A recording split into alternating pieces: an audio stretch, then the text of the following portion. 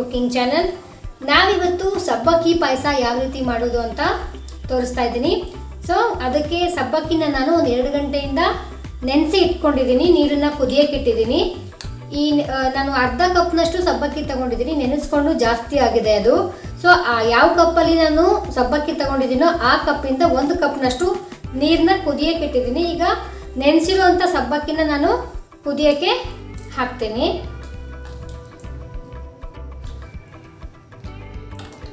ಒಂದು 2 ನಿಮಿಷ ಇದು ಬೇಯಬೇಕು, ಯಾಕಂದರೆ ಸಬ್ಬಕ್ಕಿ ಆಲ್ರೆಡಿ ನೆಂದಿದೆ. ಸೊ ಜಾಸ್ತಿ ಹೊತ್ತು ಏನು ಬೇಯಿಸೋದು ಬೇಡ, ಜೋರಾದ ಫ್ಲೇಮಲ್ಲಿ ಒಂದು 2 ನಿಮಿಷ ಸಬ್ಬಕ್ಕಿನ ಕುದಿಸ್ಕೋಬೇಕು. ನೋಡಿ ಫ್ರೆಂಡ್ಸ್, ಸಬ್ಬಕ್ಕಿ ಕುದೀತಾ ಇದೆ. ನಾವು ಆಲ್ರೆಡಿ ನೆನೆಸಿ ಇಟ್ಕೊಂಡಿರೋದ್ರಿಂದ ತುಂಬ ಹೊತ್ತು ಕುದಿಸೋದೇನು ಬೇಡ, ಮತ್ತು ನಾವು ಹಾಲಿಗೆ ಹಾಕ್ಬಿಟ್ಟು ಕುದಿಸ್ಬೇಕು. ಸೊ ಹಾಗಾಗಿ ಇಷ್ಟ ಆದರೆ ಸಾಕು. ನಾನು ಇದನ್ನು ತೆಗೆದುಬಿಟ್ಟು ಇನ್ನೊಂದು ಪ್ಯಾನ್ನ ಇಟ್ಕೋತೀನಿ.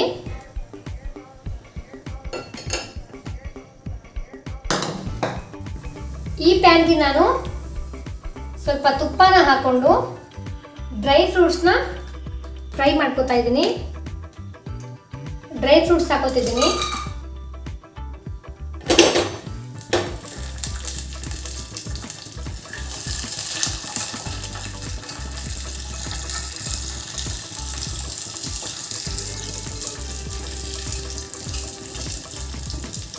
ನೋಡಿ ಫ್ರೆಂಡ್ಸ್, ಡ್ರೈ ಫ್ರೂಟ್ನ ಜಾಸ್ತಿ ಹುರ್ಕೋಬೇಡಿ, ಅದು ಕಪ್ಪಗಾಗದೆ ಆ ಥರ ಜಸ್ಟ್ ಕಂದು ಬಣ್ಣಕ್ಕೆ ಬರೋ ಥರ ಫ್ರೈ ಮಾಡ್ಕೋಬೇಕು. ನೋಡಿ ಇದಾಗಿದೆ. ದ್ರಾಕ್ಷಿ ಎಲ್ಲ ಈ ಥರ ಉಬ್ಬಿ ಬರೋ ಥರ ಮಾಡಿಕೊಂಡ್ರೆ ಸಾಕು. ಇದಾಗಿದೆ. ಇದನ್ನ ಮತ್ತೆ ಒಂದು ಬೌಲ್ಗೆ ನಾನು ಶಿಫ್ಟ್ ಮಾಡಿಕೊಂಡು ಈಗ ಇದೇ ಪ್ಯಾನನ್ನು ಕಂಟಿನ್ಯೂ ಆಗಿ ಇಡ್ತೀನಿ. ಓಕೆ, ವಾಪಸ್ ತುಪ್ಪದಲ್ಲಿ ಡ್ರೈ ಫ್ರೂಟ್ಸ್ನ ಹುರ್ಕೊಂಡಿದ್ನಲ್ಲ, ಅದೇ ಪ್ಯಾನ್ನ ವಾಪಸ್ ನಾನು ಇಡ್ತಾ ಇದ್ದೀನಿ. ನೋಡಿ, ಸಬ್ಬಕ್ಕಿ ಎಲ್ಲ ಮತ್ತು ಸಬ್ಬಕ್ಕಿ ನೀರು ಸಮೇತ ನಾನು ಇದಕ್ಕೆ ಹಾಕೋತಾ ಇದ್ದೀನಿ.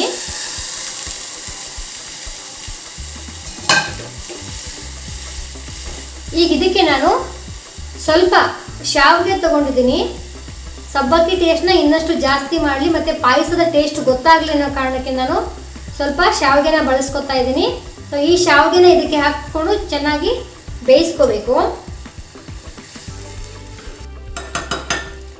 ನಾನು ಈಗಲೇ ಇದಕ್ಕೆ ಒಂದು ಅರ್ಧ ಕಪ್ನಷ್ಟು ಹಾಲನ್ನ ಸೇರಿಸ್ಕೊತಾ ಇದ್ದೀನಿ. ನಿಮಗೆ ಜಾಸ್ತಿ ಬೇಕು ಅಂದರೆ ಜಾಸ್ತಿ ಮಾಡ್ಕೋಬೋದು. ನಾನು ಕಡಿಮೆ ಪ್ರಮಾಣದಲ್ಲಿ ಮಾಡ್ತಾ ಇದ್ದೀನಿ, ಹಾಗಾಗಿ ಹಾಲು ಕಡಿಮೆ ತಗೊಂಡಿದ್ದೀನಿ.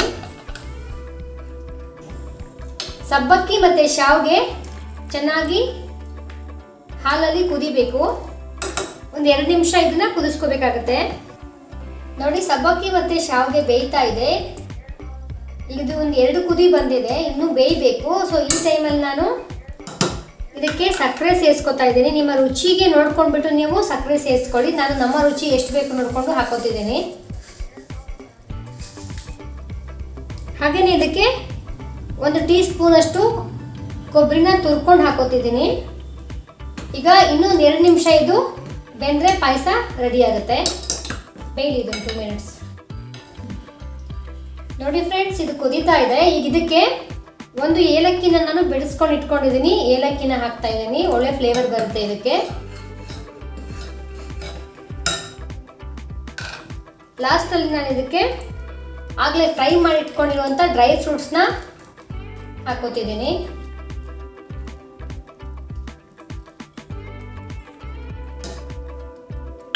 ಗ್ಯಾಸ್ನ ಆಫ್ ಮಾಡ್ಕೊತಾ ಇದ್ದೀನಿ.